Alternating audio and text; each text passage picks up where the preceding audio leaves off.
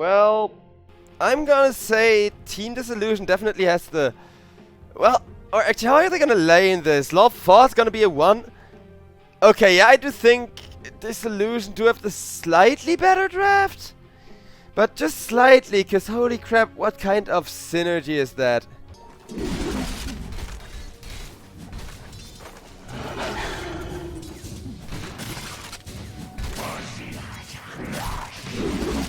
Beastmaster being an absolute nuisance in the lane. Because he has the Keeper of the Light, he has a mana battery, and Love 4. He's a Bristle, so I think this is still not that good for DB, because DB, every time you hit him with the axes to harass, like almost always, unless you get the angle perfectly, the axes come in from behind, trigger the Bristle back, that's Run for Dao, securing the first blood, and Love 4 is trying to, you know, just sustain himself with this low of a pool of resources. Jokam though, he gets set up for death by the techies and Run Fudao, double kill. This is how that guy loves to play. He is one of the most aggressive in-your-face supports ever. And I think techies is like the perfect pick for him.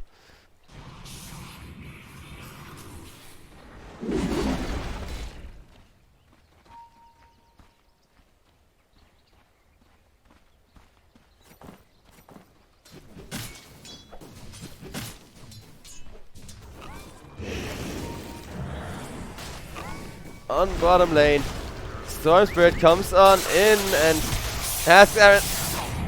I love it. Yeah, these players, like I said, I think they're on friendly terms. I think they're genuinely enjoying themselves. Made sure that these stacks are uncontested, but that's what you want to do. You want to make sure everybody has space this early into the game. Varus may get brawled into. There's the trample. Nice tombstone to deal with that. Reducing the damage quite significantly, but not enough with the Medusa. Being one of the slowest heroes in the game. Now, however, Stone Spirit comes on in, and that is going to be Aaron blown up as well. Yeah, he's trying to jump on the Beast. Beast turns around with the roar. So there's Razor to take away all of his damage. And dying, managed to get a good tombstone down. And those zombies will finish off Run for Dao. Now Beastmaster, isolated off the map by the enemy Shadow Demon. He will be going down with the Razor Wolf, still taking and dying. But will be falling rapidly as well. Yaoi coming in, finishing off Aaron. Told you a storm was coming. And Army Geniuses. They aren't looking ahead as far as the laning stage goes after the mid-fight anymore, right? They did just lose, well, 200 gold, but much more of an XP lead, with the Storm Spirit now hitting a lot less significantly hard into Ionit. Storm Spirit gets pulverized, and that will be a dead Primal Beast. Now, the mines, for the most part, wasted. This is what Army Geniuses wanted from the start here. Because Bristle is one of those heroes where if he has a lead, it's kind of like a Juggernaut, except way more impossible to play against if you don't have break heroes. Razor just doing Razor things. Whenever he used that ultimate for farming, I think it isn't even that bad, because he does need to be the second carry, but more importantly the Bristleback counter. And what easier way to counter the hero you cannot hit than by taking all of his damage away.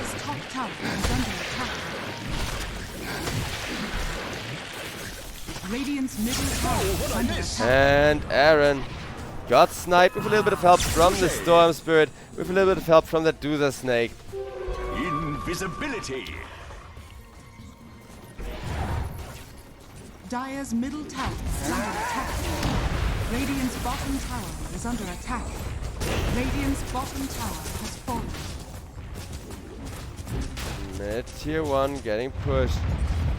So did bottom tier 1. Dire's middle tower. And a nice little scan. Finds Undying and Beastmaster, exactly. Beastmaster is close to actually giving away, he's there.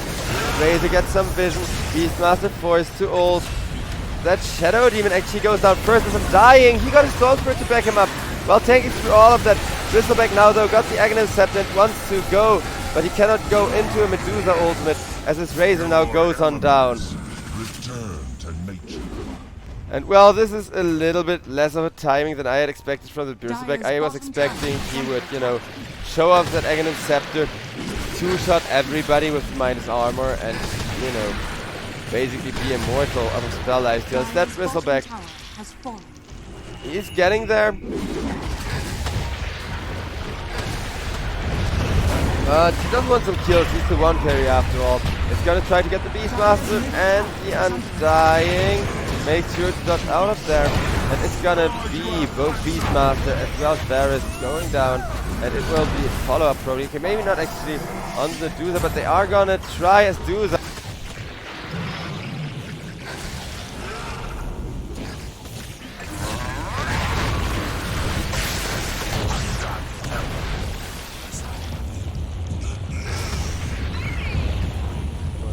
One happening on the mid so far, kick things up, but finally the Storm Spirit finds another target, is immediately gonna take any chance he got at killing off that Techie's Bristol, deals with the Tombstone relatively quick, and Varus is gonna go down as a follow-up.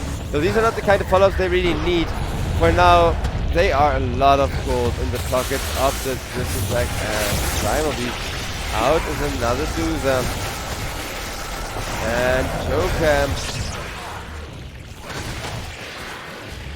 Well, he makes sure that, yeah, thought so. He's gonna buy back with Storm Spirit coming in, because Storm was already charging, like, waiting for the Keeper of the Light to come in. Aaron running for his life. Bristleback also running for his life. He has so much damage, but he also dies so fast. But this is still a worthwhile buyback. This is a great freaking buyback from the Keeper of the Light, because you can see he buys back. He comes teleporting in just so Storm Spirit knows he can go. And it looks like Beastmaster, with one of the greatest spells to do so, wants to go into the Rose Pit.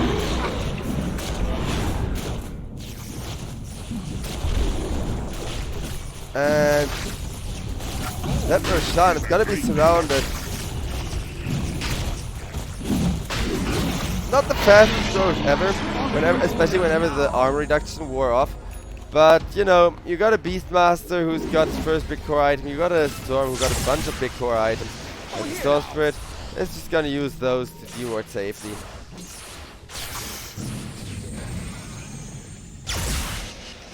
Now though, Storm Spirit wants to go for more than a ward kill. He will find the tech together with the Medusa. Techies will be probably killed off by the Medusa. Meanwhile, Primal Beast gets the pulverize going onto the Storm Spirit. Storm Spirit about to go down, Undying. Is that the target? Undying is that. In exchange for that, Keeper of the Light will at least lose his career so far, but Razor, he's running in and he's kinda isolated. In comes the Storm Spirit, who may be going down this time around as Bristleback is back.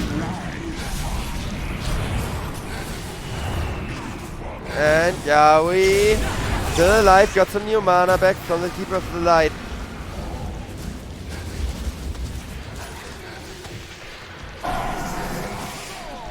And that's Jokam, yeah. Keeper of the Light, taken care of as well. I've been wanting this. And it's gonna be Storm Spirit attempting to dive onto Shadow Demon going down. Doozer doing a kill, and it's gonna be shooting Razor in the face a bunch. It's gonna be right fine, however, for the time being, because I don't have a reliable break carrier on the side of Army Genius here.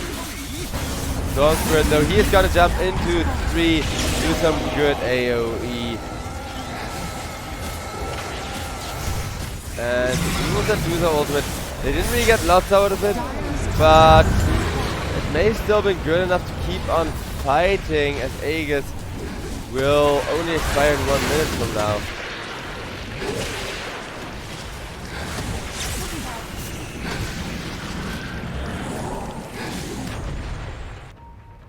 On mid though, it is gonna be Primal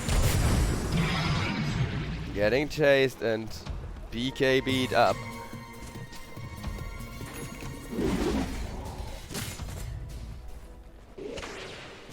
Dire's bottom tower is under attack.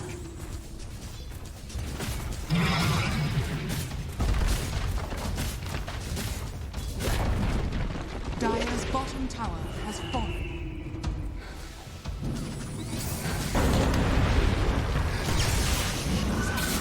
And it's gonna be a nice forward tombstone. Soccer able to get out. Now Ionit doesn't really want that frontline for himself. Razor runs down another one with the ultimate.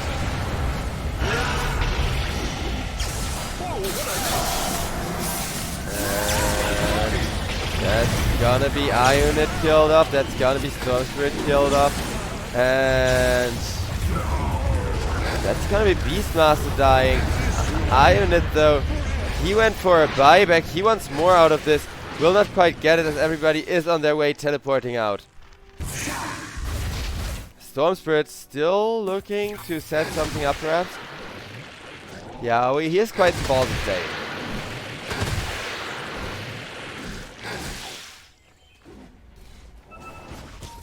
And everybody is grouped up. Instead of Jokem, they end up finding Varus as I'm dying, but Varus on point with the heals, managed to keep himself alive for more than long enough. But now with those tombstone jumps on him, let's see how long the crystal is for this world.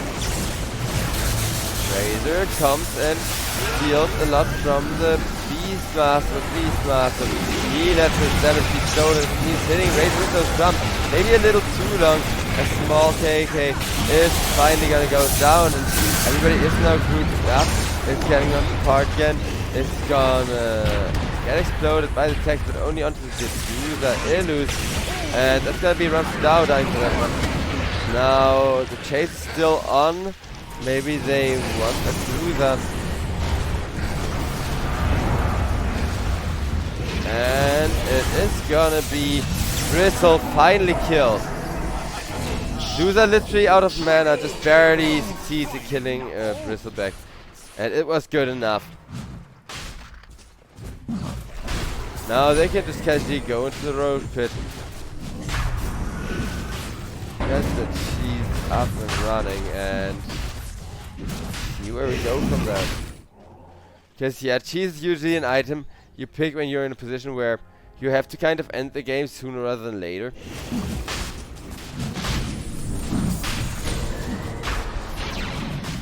At least if they do want to go for like a backdoor strat and not just try to, well, outfight / outfarm Team Big Brain.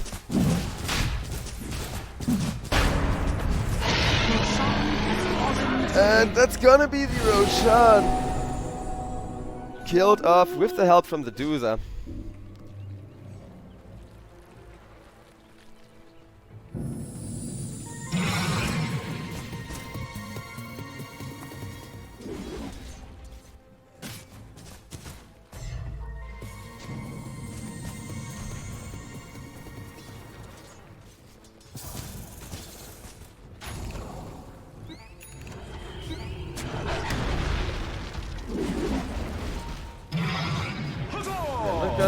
They're not gonna push high ground just yet. Wanna shove another lane out. Make sure the pressure is on for the side of Team Disillusion. If Team Disillusion get too much breathing room, they come up with good stuff like that first buyback play, like some of the, you know, hard to predict moves they've made.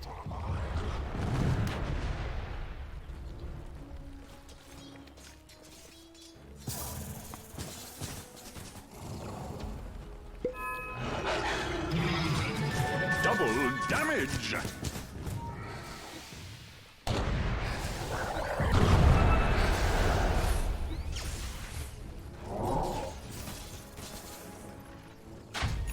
And I guess we're just gonna wait out the slow siege, right?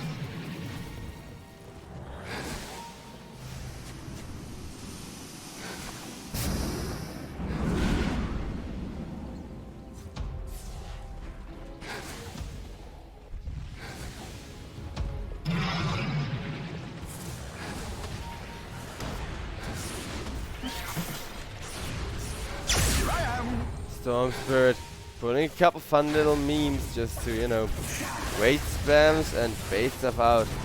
This is gonna be the slowest of slow sieges. Until they make any kind of mistake from the side of Disillusion Gaming, they're either gonna get slow sieged or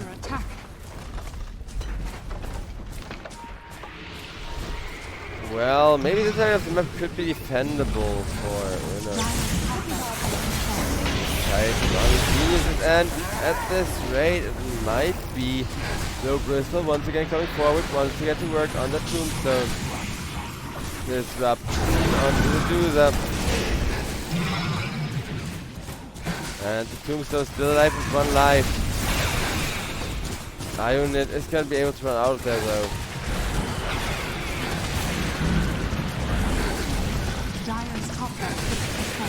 And that's gonna be the first lane of Rax taken after mere slow hours of, you know, Dozer doing her thing. I'm joking, of course. This Dozer is playing an extra game. And look at that, a 3-man, 4-man vacuum. One of them is dead. And, well,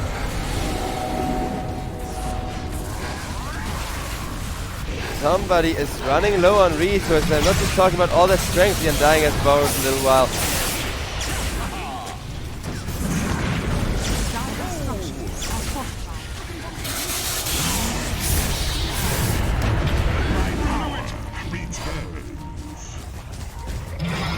And it is gonna be the mid tower remaining standing. However, look at Dozer throwing the enemy team away from their own high ground for trying to go back. And we're gonna see whether the Dozer is gonna be able to do something with that respawn opportunity now. Well, they may not even need their Dozer with the storm being this fire.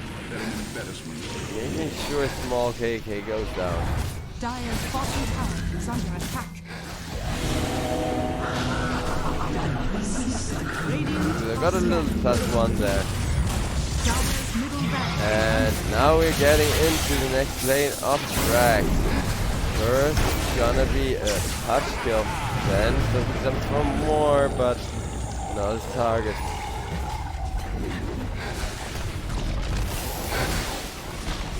Dire's middle barrel. Dire's middle barrel. That's 1 lane to go. I mean, now this is they pretty much have to fight, because otherwise this, what's happening to Ramford now, is gonna happen every time, over and over again. And Bristol zoned away, though. On the back lines, Primal Beast tries to sneak around.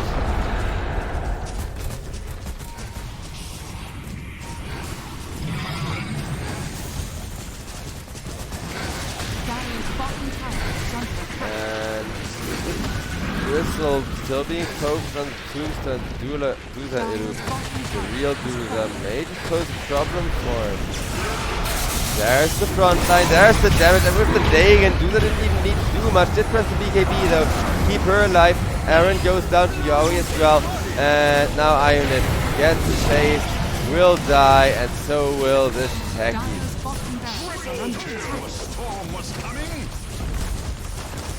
Yeah, I'm kind of surprised how that isn't called. But Razor tries to go for more, and he just dies. Yeah, GG is being called. Ladies and gentlemen, I'm not sure if that was worth an hour of waiting, though it was really nice and really sweet to see how the teams were, well, talking in lobbies, spamming out voice lines, you know. Just having fun venting about the server and venting about how annoying Dota can be at the time.